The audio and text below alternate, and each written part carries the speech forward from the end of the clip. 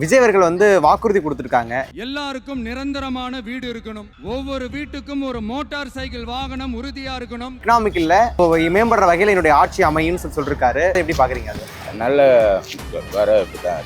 அது எந்த பிரச்சனையும் இல்லை. அவர் வந்தாருன்னா கண்டிப்பா பண்ணுவாரு. நல்லது பண்ணா மக்களுக்கு எல்லாரும் கட்சா எனக்கு ரொம்ப சந்தோஷம். ஏன்னா மக்கள் நானும் ஒருத்தர். அவர் மனசாட்சிக்கு செய்தா சரி, எங்களுக்கு எங்களை பட்ட ஏழைப்பட்டவங்களுக்கு எதாவது அவரால் முடிஞ்ச அளவுக்கு செய்தார். வாக்குறுதிகள் நிறைவேற்ற முடியுமா அவரால்? ஏன்னா இது என் தம்பி கேட்குறே, விஜய்க்கு தான் ஓட்டு கன்ஃபார்ம். அச்சின்னு வர போல சுயமா துட்டு போட்டு செல்லு பண்ணி வர போல அவருக்கு எதுவும் இல்லை. ஒரு ஓட்டு கேட்குறது அவருக்கு உரிமை.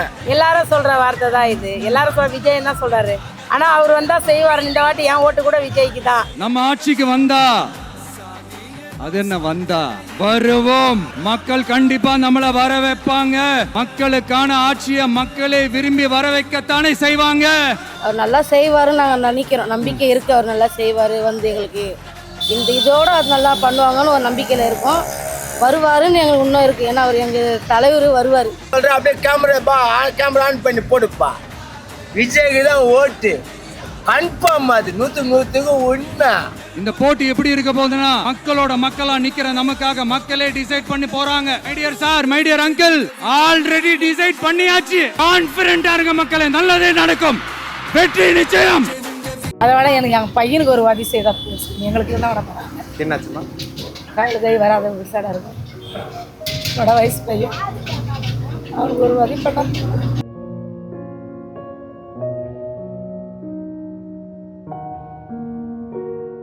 அச்சு சொல்றேன், அப்படியே கேமரா ஆன் பண்ணி போடுப்பா. விஜய்க்கு தான் ஓட்டு கன்ஃபார்ம். அது 100% உண்மை. அது என்ன கேட்டா போல, உன் ஓட்டு உரிமை இருக்குதே இல்லையா? உன் ஓட்டு உரிமை இருக்குது இல்லை, அது நீ கேட்க வேண்டியது தானே. போன 5 வருஷம் நான் போடல, இப்போ 2026 வருது. இப்போ போடுன்னா கோயில் ஹிஸ்ட்ரி கேட்குறான்பா. விஜய் என்ன சொன்ன போல, தளபதி அவருக்கு தான் ஓட்டு கன்ஃபார்ம்.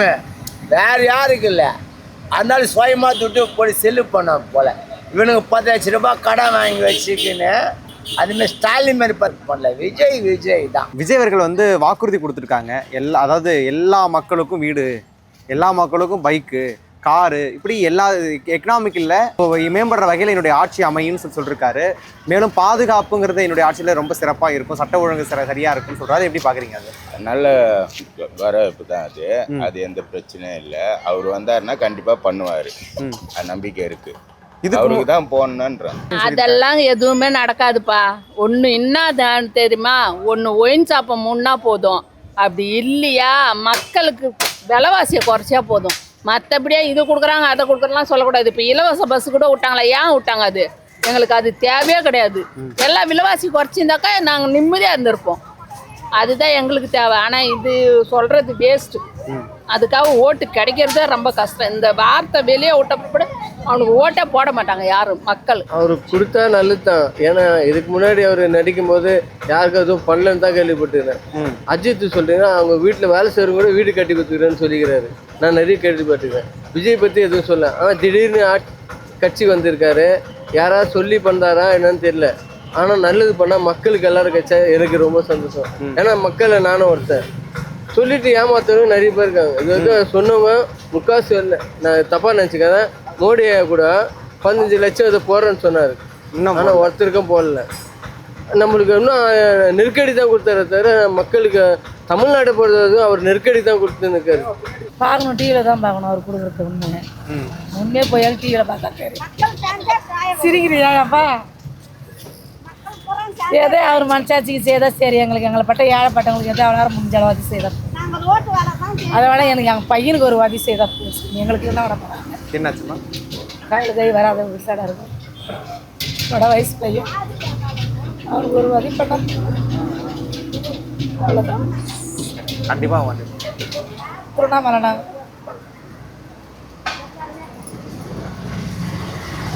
28 வயசு அவருக்கு. அவனுக்கு இதில் வேலை செய்து அடிபட்டு வீட்டாடாக இருக்கிறான். அவனுக்கு மட்டும் வேணா ஒரு முடிஞ்ச அளவுக்கு ஒரு வாதி கொடுத்தாருன்னா போதும். எங்களுக்கு இல்லை உடம்பு பரவாயில்ல. நல்ல தொடப்பை எடுத்து கூட சாப்பிட்டு போயிடும். சரியாப்பா சரி. எலெக்ஷனில் வர சொல்ல எல்லாரும் வாக்குறுதி கொடுக்குறது நான் செய்கிறேன் எல்லாம் செய்கிறேன் இலவசமாக பண்ணுறேன்னுட்டு இன்றைக்கி தக்காளி 2500 விற்கிது பாக்ஸு. நாங்கள் என்ன பண்ண முடியும்? ஏழை மக்கள் எப்படி வாங்கி குடும்பம் பண்ண முடியும்? 1 கிலோ உருளைக்கிழங்கு இன்றைக்கி 90 ரூபா, வெண்டைக்காய் 120 ரூபா போகுது. நாங்கள் எப்படி வாங்கினாந்து எப்படி வியாபாரம் பண்ணுறது? இலவசமாக கொடுக்குறேன்னு சொல்கிறாங்க, பஸ்ஸு இலவசமாகன்றாங்க, மற்ற பொருளெல்லாம் விலை ஏற்றுறாங்க. அப்போ அதில் என்ன இலவசம் இருக்குது? கத்திரிக்காய் 120 ரூபா இன்றைக்கி கிலோ, 120 ரூபாய்க்கு வாங்கினாந்து இங்கே என்ன விலை விற்க முடியும்? அங்கே 120 ரூபா, வண்டி தூக்குக்கூலியே 30 ரூபா 40 ரூபா வாங்குறாங்க. அப்போ நாங்கள் என்ன வியாபாரம் பண்ணுறது? அதெல்லாம் கொடுக்க முடியாது ஐயா, இன்னும் அதெல்லாம் சாத்தியமே இல்லை. விஜய் வந்தால் நல்லாயிருக்கும். இல்லை இந்த வாக்குறுதிகள் நிறைவேற்ற முடியுமா அவரால்? ஏன்னா இது நாங்கள் திருக்கோளூர் விழுப்புரம், நாங்கள் எங்களை திரும்பி கூட பார்க்கறதுல விஜய் ஒரு நாள் பீச்சில் ரோடு போட போனோம், கண்ணாடி போட்டுன்னு ஜல்லுன்னு போகிறாரு, திரும்பி கூட பார்க்கல. நாங்கள் என்ன சொல்கிறது? இப்படியே ரோடு போடுறவங்க சொல்கிறாங்கன்னு கரெக்டாக சொல்கிறோம். என் தம்பி கேட்குறே விஜய்க்கு தான் ஓட்டு கன்ஃபார்ம். அச்சின்னு வர போல சுயமாக துட்டு போட்டு செல்லு பண்ணி வர போல அவருக்கு எதுவும் இல்லை. ஒரு ஓட்டு கேட்குறது அவருக்கு உரிமை, நியாயமாக கேட்டா போல. சினிபீட்டில் மட்டும் இல்லை, இப்போ நேஷனல் நடந்துச்சு. போன 5 வருஷம் ஓட்டு போடலப்பா, ஓட்டுதா கேமரா ஓட்டுதா, போன 5 வருஷம் போடல. இப்போ பண்ணிட்டு என்ன பண்ணாங்க, ஓட் லிஸ்ட்டு 2002 கேட்டாங்க. நான் மயிலாப்பூரில் இருந்தேன், விஜய் கேட்ட போல அது நியாயமான வார்த்தை, விஜய்க்கு தான் ஓட்டு. நாங்கள் என்ன கேட்குறோம், நாங்கள் இல்லை, நான் என்ன கேட்குற கேள்வினா, நீ மோட்டர் சைக்கிள் கொடுக்குறது, கார் கொடுக்குறது எங்களுக்கு அது அப்பளப்பட்ட விஷயம். ஒரு குடும்பத்தாளிக்கு ஒரு வீடு கொடுக்குற, ஒரு குடும்பத்தாளிக்கு அவங்க மாண்டு போயிட்டாங்கன்னா அடுத்தது சந்நிதிங்க இருக்காங்க. அந்த சந்நிதிங்களுக்கு ஒரு ரூம்பை வச்சுன்னு நீங்கள் 10 வீட்டில், ஒரு வீட்டில் 10 பேர் இருந்தாலும் அந்த 10 பேர் ஓட்டு போடுறோம். அந்த ஓட்டால் தான் நீங்கள் ஜெயிக்கிறீங்க. அப்போ ஒரு குடும்பத்தாருக்கு ஒரு வீடை விட்டு ஒரு ரேஷன் கார்டு, அந்த ஒரு வீடும் ஒரு ரேஷன் கார்டு வச்சுன்னா 5 பிள்ளை வச்சுருக்கலாம் எப்படி பங்கிட்டு குடும்பம் பண்ணுவாங்க? இப்போ எங்கே போனாலும் ஒரு வீட்டுக்கு ஒரு வாடகை வீட்டில் போனால் கூட அவங்க வீட்டு ரேஷன் கார்டு எழுத முடியல, சொந்த வீட்டுக்காரன் தான் எழுதுறாங்க. அப்படி இருக்க மாதிரி இப்போ ஒரு பிள்ளை வச்சுருக்கிறவங்க அவங்க சந்நிதி செத்துட்டாங்கன்னா அவங்க சந்நிதிக்கு அந்த ஒரு வீடு சேரும். 2 பிள்ளை 3 பிள்ளை வச்சுருக்கிறவங்களாம் ஒரு தனித்தனியாக கார்டுக்கா ஓலை பக்கத்தில் இருக்கும்போது ஒரு புள்ளிக்கு ஒரு கார்டு இருந்தது. எப்போ 93 92 இந்த காலத்தில் ஒரு வீட்டுக்கு ஒரு ரேஷன் கார்டு, ஒரு வீட்டுக்கு ஒரு ரேஷன் கார்டு வச்சு நாங்கள் என்ன குடும்பம் பண்ண முடியும்? என்ன வருங்க, எங்களுக்கு அடுத்தது எங்களுக்கு வாரிசு வருது, அந்த வாரிசுங்களுக்குலாம் அந்த ரேஷன் கார்டு தேவைப்படும். இப்போ ஆதார் கார்டு மாட்டோம், ஓட்டு ஐடி மாட்டோம், ஒரு குடும்பத்தால் எத்தனை பேர் இருந்தாலும் அத்தனை பேர் கொடுக்குறீங்க. ரேஷன் கார்டு மாட்டோம், ஏன் ஒரு வீட்டுக்கு ஒரு ஆள் மட்டும் கொடுக்குறீங்க? 5 வயசு பிறந்த குழந்தைக்கு முதலாங்க ஆதார் கார்டு கொடுக்குறீங்க. ஆமாம், ஒரு குடும்பத்தாருக்கு மட்டும் ஒரு ரேஷன் கார்டு கொடுத்தா, ஒரு பொம்பளை பிள்ளைய கட்டி கொடுத்தா அது வேறு இடத்துல போய் வழக்கப்பட போடுவேன். ஒரு ஆம்பளை பிள்ளைங்க இப்போ நீ ஒரு பிள்ளை, உங்கள் குடும்பத்தில் 2 பிள்ளைங்க, ஒரு ரேஷன் கார்டு உங்கள் அம்மா உனக்கு தான் உனக்கு கொடுப்பாங்க. இப்போ இன்னொரு பிள்ளைக்கு எங்கே போகிறது? அவங்க வாடகை வீட்டில் இருந்தால் வாடகை வீட்டுக்காரங்க ரேஷன் கார்டு ஏத விட மாட்டாங்க. எங்களுக்கு அந்த சட்டத்தை ஏற்றுனாங்க. எல்லாரும் அப்படி தான் சொல்லி ஆட்சிக்கு வருவாங்க. யாரானா சொல்லுவாங்களே கண்டி ஆட்சி முடிஞ்சவனே யாராவது அவங்க வேலையை அவங்க இடத்துல தான் அவங்க இருப்பாங்க. நடுத்தர மக்கள் தான் ரொம்ப இப்போ கஷ்டப்படுவாங்க, புரியுதுங்களா? அவங்கவுங்க இடத்துல அவங்கவுங்க இருப்பாங்க. ஓட்டு வாங்குற மட்டும் அதை தான் சொல்லுவாங்க, அப்புறம்லாம் எதுவுமே செய்ய மாட்டாங்க. எல்லாரும் சொல்கிற வார்த்தை தான் இது. எல்லாரும் விஜய் தான் சொல்கிறாரு, ஆனால் அவர் வந்தால் செய்வார். இந்த வாட்டி என் ஓட்டு கூட விஜய்க்கு தான். ஆனால் செய்வாருன்ற ஒரு நாங்களும் நம்புகிறோம், புரியுதுங்களா? நாங்களும் அதுதான் நம்புகிறோம். விஜய் இந்த வாட்டி விஜய்க்கு தான். எங்கள் ஓட்டில் 18 ஓட்டு இருக்குது விஜய்க்கு தான். ஆனால் வந்தால் செய்வாருன்ற ஒரு நம்பிக்கை எங்களுக்கு இருக்குது. பார்க்கலாம், அவர் நல்லா செய்வாருன்னு நாங்கள் நினைக்கிறோம். நம்பிக்கை இருக்குது, அவர் நல்லா செய்வார். எங்களுக்கு இதோட அது நல்லா பண்ணுவாங்கன்னு ஒரு நம்பிக்கையில் இருக்கோம். வருவாருன்னு எங்களுக்கு இன்னும் இருக்குது. ஏன்னா அவர் எங்கள் தலைவர் வருவார். எல்லா கட்சிகளும் கொடுக்குற வாக்குறுதி தானே, இவர் என்ன செய்ய போறான்னு நினைக்கிறாங்களா? அதெல்லாம் செய்வார். எல்லாருக்கும் கொடுக்குறது சில பேர் செய்கிறாங்க, செய்யல. இவருக்கு செய்வார்னு ஒரு நம்பிக்கையில் இருக்கிறோம் நாங்கள். கண்டிப்பாக செய்வாருன்னு நம்பிக்கை. ஏன்னா இவ்வளோ போராடி அங்கங்கே போயிட்டு எல்லா ஊருக்கும் போய் அவர் உயிரை விட்டு எல்லாருக்குமே கஷ்டப்பட்டு இது பண்ணுறாரு. செய்வார், கண்டிப்பாக செய்வார் ஒரு நம்பிக்கையில் இருக்கிறோம். எல்லாரும் ஒரே கண்ணோட்டமாக பார்க்க முடியுமா சொல்லுங்கள்? எல்லாரும் ஒரே கண்ணோட்டமாக பார்க்க முடியுமா? இருக்கிறது எல்லாமே சொல்கிறது தான். செய்கிற அரசியல்வாதிங்க எல்லாமே எப்படி சொல்கிறாங்களோ அதுதான் இதுவும். அதனால நம்ம எது நடைமுறைக்கு வருதோ அதுதான் பார்க்க முடியும். அவங்க சொல்கிறதெல்லாம் நம்ம நம்பின்னு உட்காந்து நம்ம போனால் தான் சாப்பாடு. இவர் என்ன சொல்கிறார் அப்படின்னா, எங்கள் மக்கள் இப்படி கஷ்டப்படுறாங்க இல்லையா, அவங்கள பொருளாதாரத்தை நான் உயர்த்துவேன், அவங்களா சொந்த வீடு வச்சுக்கிற மாதிரி, சொந்தமாக ஒரு வாகனம் வச்சுருக்கிற மாதிரி நான் என்னுடைய ஆட்சி அமையும் அப்படின்னு சொல்கிறாரு. அது அமைஞ்சா நல்லது தான். அதுக்கப்புறம் வந்துட்டு பேர் இது பண நெருக்கடி, கஜானா காலி அப்படின்னு கதை தானே சொல்லுவாங்க. அவர் மட்டும் எல்லாரும் அப்படி தான் சொல்கிறாங்க. எனக்கு நிஜமா இப்போ நான் கை கால் ஊந்து இப்போ ஒரு காலத்துக்கு இந்த ஆவியன் எனக்கு தான் கொடுத்தாரு, முதல்வர் கொடுத்தாரு. அவர் வந்து மானியம் கொடுத்தாரு, அவர் கையில் தான் கொடுத்தாரு. நிஜமாக அவர் எனக்கு பொறுத்த வரைக்கும் அவர் நல்லது தான் பண்ணுறாரு இப்போதைக்கு. அதுக்கப்புறம் எப்படின்னு தெரியல, அவர் நிறைய ஸ்டேஜுக்கு அடைஞ்சு தான் வந்திருக்காரு. ஏன்னா ஆரம்ப காலத்தில் ரொம்ப கஷ்டப்பட்டேன், கட்சியில் எனக்கு இவ்வளோ நெருக்கடி கொடுத்தாங்க. நான் ரொம்ப அதை புஷ்பநகரில் இருக்கும்போது மீட்டிங்கில் கேட்டிருக்கேன் அவர் சொன்னதுலாம். அவர் ரொம்ப கஷ்டப்பட்டதுலாம் சொல்லி நான் கேட்பேன் மீட்டிங்கில், அவர் பேச்சு தான் கேட்டுக்கிறேன். அவர் பேச்சில் எல்லாரும் எம்ஜிஆர் அங்கே வர்றாருன்னா ஓடி போய் பார்ப்பேன். இதுக்கு முன்னாடி இந்த ஆட்சிக்கும் இந்த வாக்குறுதிக்கும் என்ன டிஃப்ரெண்ட்? இப்போ எல்லா தலைவர்களும் வாக்குறுதி கொடுக்குறாங்க, எல்லாம் சொல்லி இது வரைக்கும் செய்யல. விஜய் சொல்லிக்கிறாரு, கண்டிப்பாக செய்வார் நம்புகிறோம். அதெல்லாம் நம்ம சொல்ல போய் இது இல்லை. ஆனால் பார்த்து இவ்வளோ பேர் ஆண்டாங்க, அப்பயும் ஒன்றும் பண்ண முடியல. இவர் வந்து கொடுக்க முடியாது. இதுக்கு முன்னாடி இருந்த ஆட்சிகளே பண்ண முடியலங்கும் போது முடியாது. இப்போ வந்து விஜய் என்ன செய்வார், எங்களுக்கு நம்பிக்கை. எந்த அளவுக்கு நம்பிக்கிறீங்க? ரொம்ப பிடிக்கும், அதான் செய்வார் நம்பிக்கை. உண்மை சொல்கிறப்பா, விஜய் தான் போடுவேன். என் வயசுப்பா விஜய்க்கு 50 வயசுப்பா. நான் விஜய்க்கு தான் போடுவேன். விஜய் என்ன கட்டு தப்புல சிரிப்பு லட்சம் சொல்ல, அது நேஷனல் நடக்குது. இப்போ என்ன அதான் பூரா சொன்னது அதெல்லாம் அம்மாவோட போச்சு.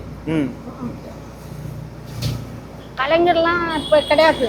நீ புச்சா வந்து என்ன சட்டம் கொடுப்பாரு? எனக்கு வேலை இல்லாமல் உட்காந்துருக்கிறேன், எனக்கு வேலை வேணும். அதான் அவர் வந்தாருன்னா செய்வேன்னு சொல்றாரு. 72 வயசு ஆகுது. 72 வயசு ஆகுது. என்னோட தொழில் கூட ஒன்றும் கிடையாது. கையில் அடி போட்டு வேலை இல்லை கிடையாது. நான் இப்போ பொண்ணு ஊரில் இருக்கிறேன். எனக்கு வீடு வந்து தேனாம்பேட்டை, சென்னை 6. அவ்வளோதான். பெண்கள் பாதுகாப்பு சட்ட ஒழுங்கெல்லாம் சரியா இருக்கு. எங்க இருக்கு? பெண்களுக்கே பாதுகாப்பு இல்லை. ஆட்சிக்கு வந்து செய்யறேங்கிறாரு.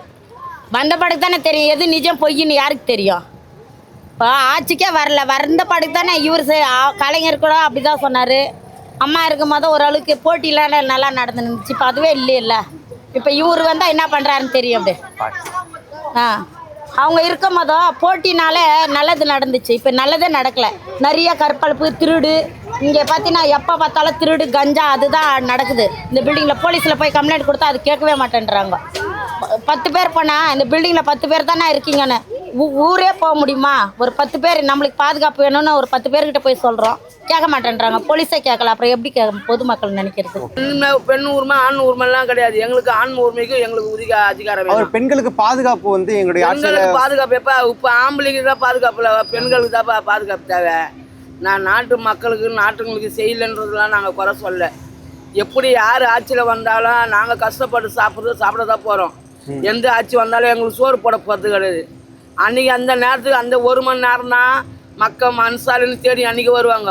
மித்த நேரத்தில் யார் தேடின்னு பண்ணாலும் எங்கள் நாயகன்னு கூட சீண்ட மாட்டாங்க. அவங்க அவசரத்துக்கு தான் நாங்கள் அந்த நேரத்துக்கு தேவை. அப்போ தான் கையெழுத்து கும்பிடுவாங்க.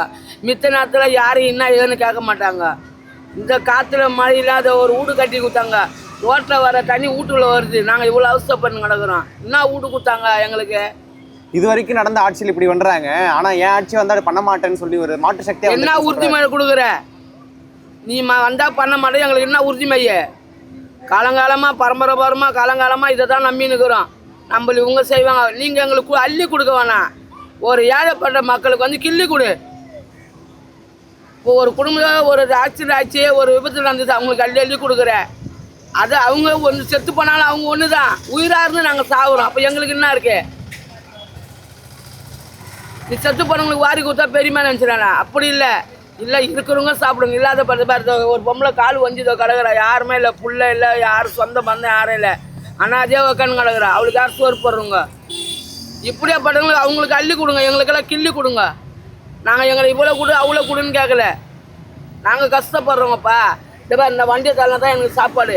இந்த வண்டியை தரலாம் நான் பட்னி. அப்படி இருக்கிறோம். பாருங்க எந்தெந்த குடும்பம், எந்தெந்த ஏரியாவில் எந்தெந்த மக்கள், ஏழை மக்கள் கஷ்டப்படுறாங்கன்னு பாருங்க. பார்த்துட்டு வந்து ஒரு உதவி செய்யுங்க. அப்போ சொன்னா இப்போ நாங்கள் விஜய் எங்கள் பிள்ளை மாரி தான். அவருக்கு நாங்கள் போட மாட்டோம்னு சொல்ல. யார் வந்தாலும் அந்த நாட்டை ஆள போகிறவங்க. நாங்கள் அடிமைப்பட்டவங்க தான். மேல் ஜாதி கீழ் ஜாதின்றாங்க. எதுக்கு? இவங்க மேல் ஜாதி, நாங்கள் கீழ் ஜாதி. அந்த கீழ் ஜாதிக்கிட்ட வந்து தானே எனக்கு வருஷத்துக்கு ஒரு வாட்டி கேட்குறீங்க. அந்த கீழ் ஜாதி இல்லைன்னா இந்த காட்டு மாயில் இந்த ஊரில் தான் போட்டு நாங்கள் வேலை வெட்டி இல்லாத கஷ்டப்பட்டு கிடக்குறோம்.